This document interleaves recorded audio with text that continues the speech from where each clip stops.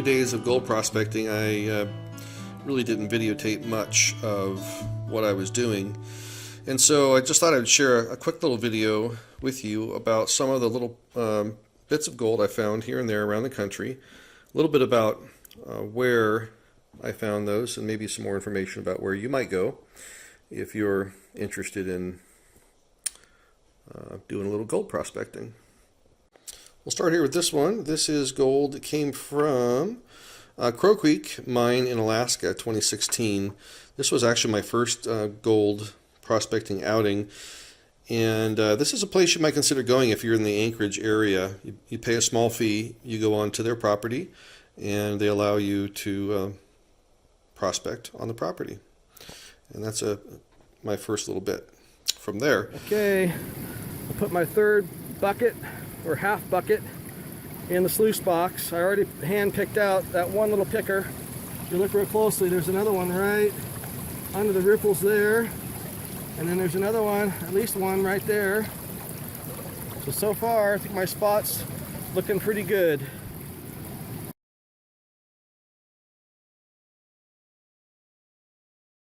This little bit came from Prescott, Arizona. Prescott, Arizona, there is a public mining area it's actually in the GPAA handbook, although it's not a GPAA exclusive location.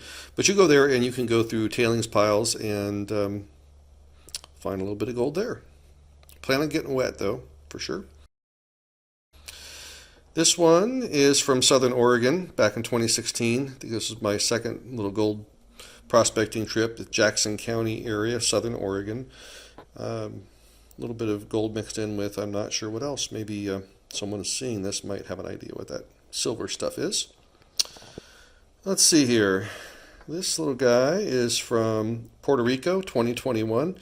There is a place in Puerto Rico, the El Yunque National Forest, that was heavily mined decades and decades ago, but there still is quite a bit of gold on the bedrock. There's exposed bedrock there, and I was metal detecting with my Gold Monster 1000, got a hit on some gold, and then started working the crevices there, and this is what I found. There's a separate YouTube video on that particular trip that you can watch.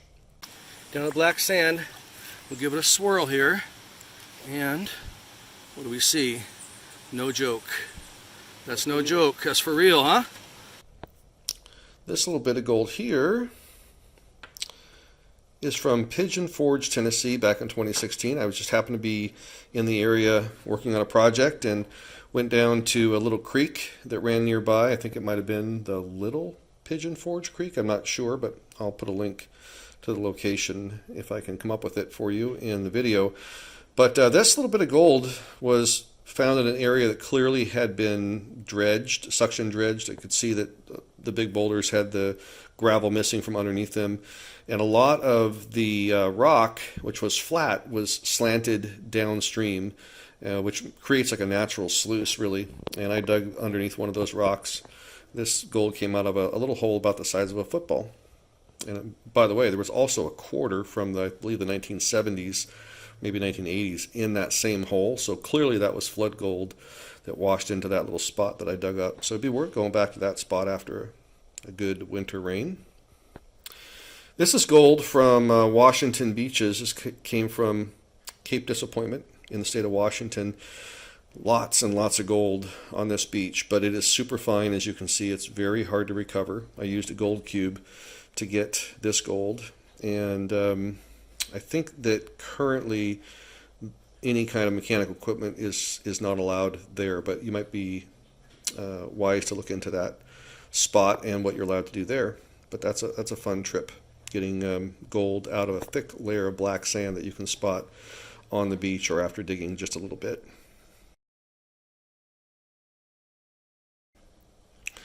This is gold that I found after many trips down to the Lewis River in Clark County, Washington. There's actually quite a bit of gold that comes down every year when we get a good heavy rain. The river changes a bunch. You have to read the river and figure out where the gold is.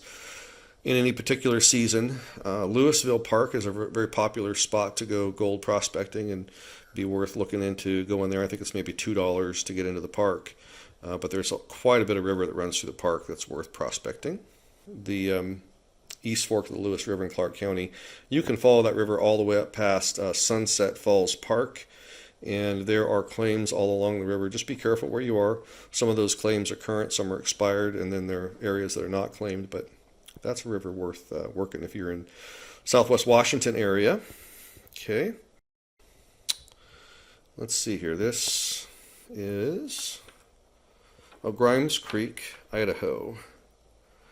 And there's a separate video that I put together on my little trip there. This was gold that came from digging a pit in some old tailings, something that would be worth taking a shot at. But just be careful. There are a lot of claims along Grimes Creek, and you want to be sure that you're not on someone's claim.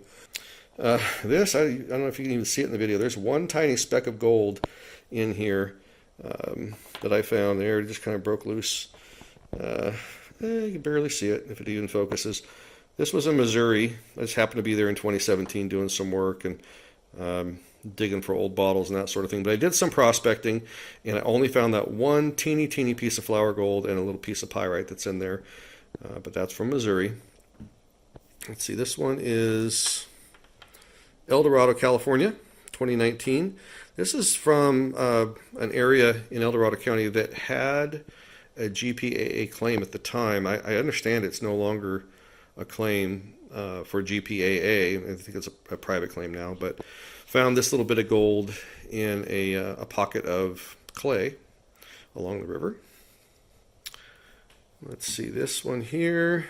This is Liberty, Washington. Liberty, Washington is just a fun place to visit. There's an active gold mine actually there. But there are lots and lots of tailings alongside the road that you can work, as well as work in the creek for flood gold, and that's where this came from. Let's see this next little guy here. This is a creek up past Sunset Falls in Clark County, Washington, that feeds into the East Fork of the Lewis. It's actually a GPAA claim, so I'm not going to name the creek here, but if you're a GPAA member, you'll be able to find that pretty easily. Left the black chunks in there just because they were kind of interesting. I don't actually know what they are, but there's some gold that came out of there. And then lastly, not quite lastly, this is Colorado, 2019. A couple different, there's a small vial inside this larger vial. The larger vial is from Cache Creek, which is an area that you can publicly go through tailings that are there. It's been heavily mined, but there's still a little bit of gold there. And then the smaller vial was from a public area in a creek near Golden, Colorado. And then what do we have here? This is, another trip to Crow Creek, Alaska in 2021.